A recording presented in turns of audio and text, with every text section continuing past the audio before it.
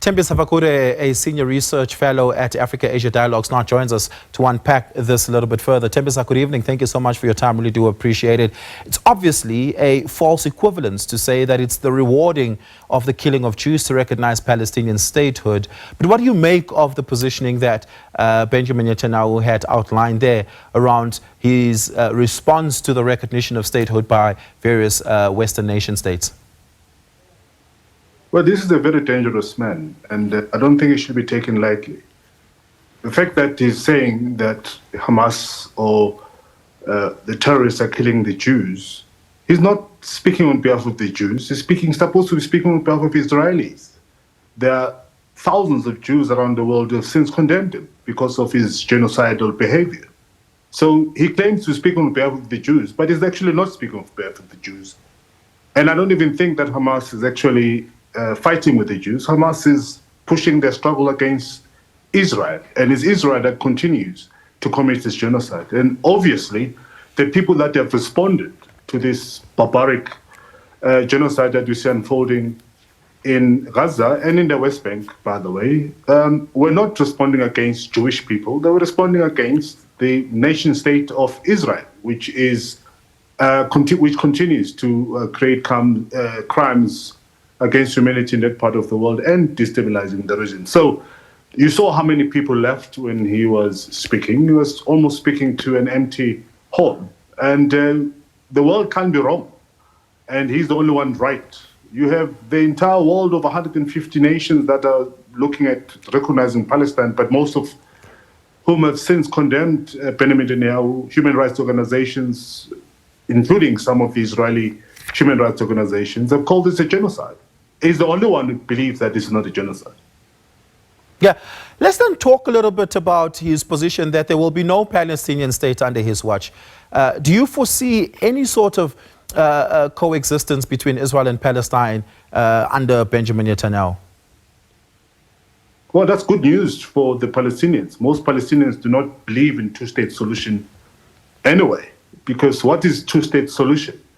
Given that the land of Palestine has been annexed, at least the land that was designated to be or form part of what was going to be known as Palestinian state. But besides that, you have refugees who are spread all over the world, not only in the neighboring countries such as Jordan, Lebanon, Syria, and inside Gaza, for example. People forget that Gaza is a huge refugee camp. Most of people from Gaza came from what is now known as Israel. And all of these people are looking at going back, and this is not long ago, by the way, in 1948.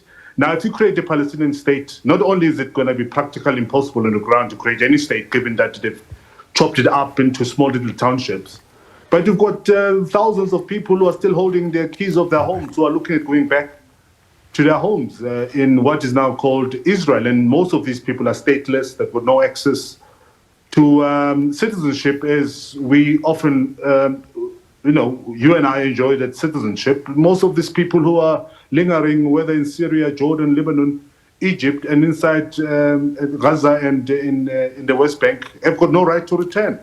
Now, that's an impossibility. So Benjamin Netanyahu pushing back on this two-state solution is good to many, many Palestinians who actually are not interested in a Palestinian state because it's not going to serve them anyway. Yeah. Most of them are now calling for one-state solution.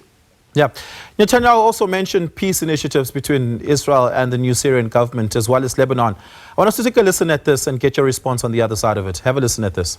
Today, we have begun serious negotiations with the new Syrian government. I believe an agreement can be reached that respects Syria's sovereignty and protects both Israeli security and the security of the minorities in the region, including the Druze minority. Peace between Israel and Lebanon is possible as well. I call on the Lebanese government to also begin direct negotiations with Israel. I commend it for its declared aim to disarm Hezbollah. But we need more than words. If Lebanon takes genuine and sustained action to disarm Hezbollah, I'm sure we can achieve a sustainable peace. Yeah. What are your thoughts on that, Thembisa?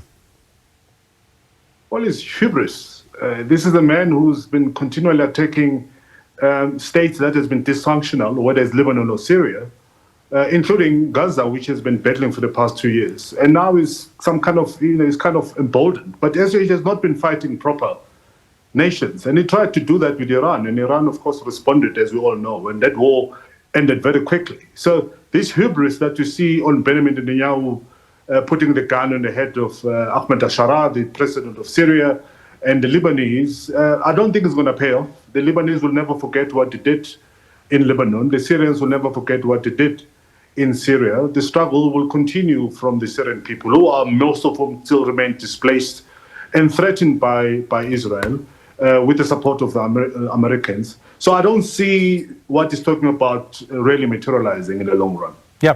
Thembisa, we're going to have to leave it there. Thank you so much for your time and your insights. Really do appreciate it. Thembisa Fakude is with the Africa-Asia Dialogue Senior Research Fellow there.